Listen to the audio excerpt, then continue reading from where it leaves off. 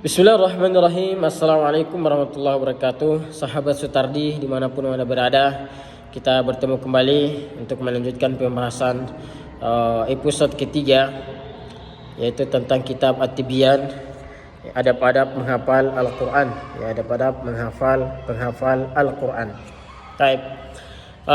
Sekarang kita sudah memasuki hadis yang diriwayatkan oleh Abdullah bin Mas'ud yang berkata, Rasulullah sallallahu alaihi wasallam bersabda, "Man qara'a harfan min kitabillah falahu hasanah wal hasanatu bi 'ashri amthaliha la aqulu alif lam mim harf bal alifun harf wa lamun harf wa mimun harf." Kata Rasulullah sallallahu alaihi wasallam, barang siapa yang membaca satu huruf saja dari kitabullah, yaitu Al-Quran, falahu hasanah, maka ia mendapatkan satu kebaikan.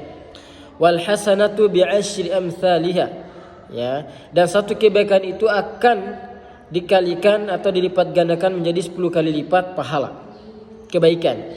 La aqulu alif lam mim harf, aku tidak mengatakan alif lam mim itu harf, kata Rasulullah sallallahu alaihi wasallam, alif lam mim itu bukan harf, itu dihitung aku tidak mengatakan alif lam mim itu dihitung satu huruf, akan tetapi alif itu satu huruf, kemudian lam itu satu huruf, dan mim juga dihitung satu huruf. Artinya ketika kita mengucapkan alif lam mim saja 3 huruf, maka itu sudah menjadi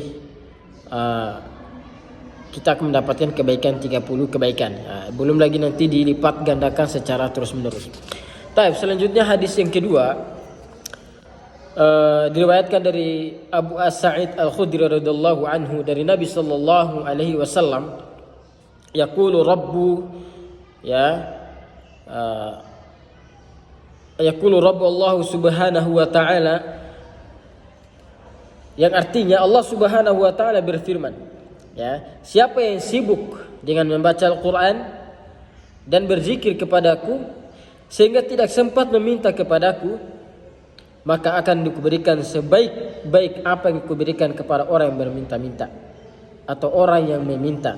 Sedangkan keutamaan firman Allah subhanahu wa ta'ala di antara seluruh perkataan, seperti keutamaan Allah subhanahu wa ta'ala atas seluruh ciptaannya.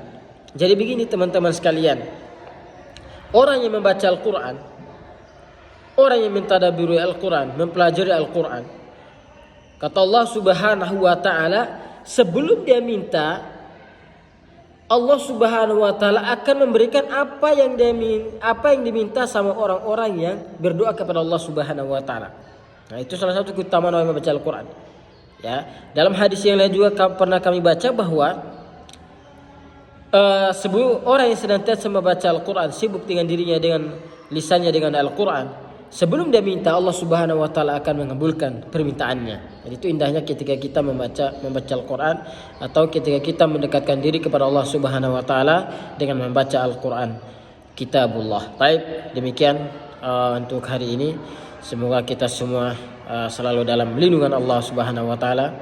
Jangan lupa mengaji, jangan lupa baca Quran, karena sesungguhnya Al-Quran adalah pedoman hidup kita bersama. Wassalamualaikum warahmatullahi wabarakatuh. Terima kasih.